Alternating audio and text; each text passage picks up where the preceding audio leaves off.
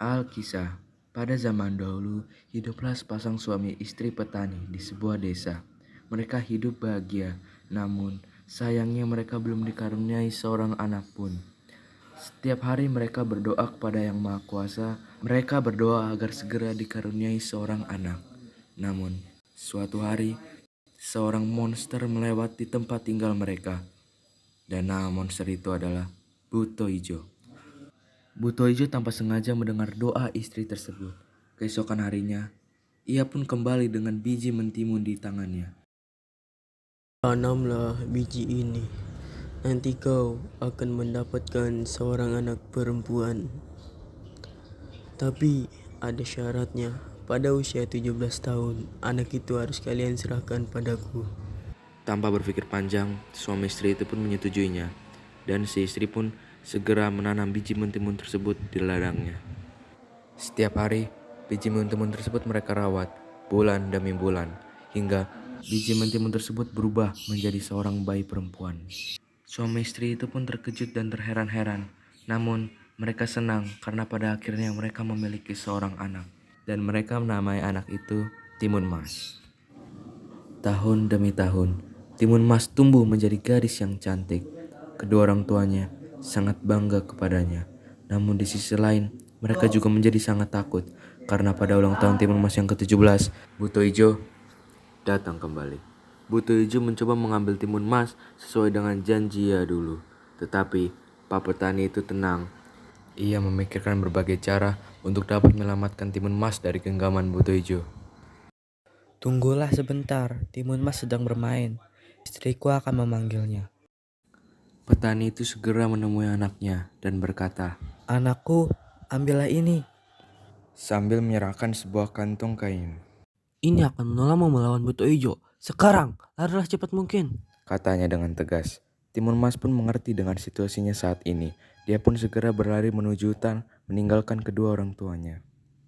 Suami istri itu bersedih atas kepergian Timun Mas, tapi mereka tidak rela kalau anaknya menjadi santapan Buto Ijo. Di luar, Buto Ijo menunggu cukup lama. Ia menjadi tak sabar. Ia tahu telah dibohongi suami istri itu.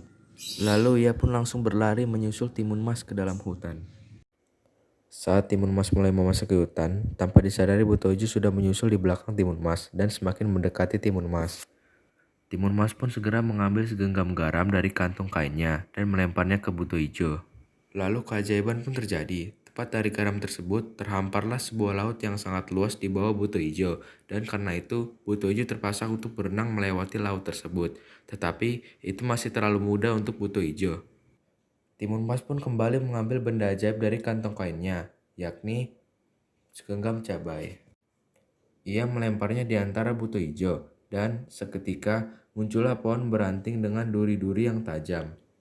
Buto Ijo yang berusaha keluar dari pohon-pohon tersebut malah terkena duri dari ranting pohon tersebut, dan ia pun terluka di sekujur tubuhnya. Namun, ia masih mencoba menangkap Timun Mas. Lalu Timun Mas pun mengeluarkan benda ajaib ketiga, yakni biji-biji mentimun ajaib. Lalu dia menebarkannya ke depan Buto Ijo, dan tumbuhlah mentimun-mentimun segar yang siap makan. Melihat banyak mentimun-mentimun segar yang ada di hadapannya pun, Buto Ijo yang letih dan kelaparan akhirnya memakan buah-buah mentimun itu sebanyak-banyaknya. Sampai pada akhirnya dia ketiduran karena kekenyangan. Tetapi Timun Mas tidak ingin melewatkan kesempatan ini. Dia berlari sekuat tenaga, namun tenaganya sudah mulai habis. Lebih celaka lagi karena Buto Ijo sudah mulai bangun dari tidurnya dan ingin kembali lagi mengejar Timun Mas. Timun Mas pun mencoba memberanikan diri melawan Buto Ijo dan menggunakan senjata terakhirnya, yakni segenggam terasi udang. Ia segera melempar terasi udang itu ke arah Buto Ijo dan lagi-lagi keajaiban terjadi, yakni sebuah kubangan lumpur terhampar tepat di bawah Buto Ijo. Buto Ijo pun terjebak di situ dan berusaha keluar. Tangannya pun mencoba menggapai Timun Mas, namun tidak bisa.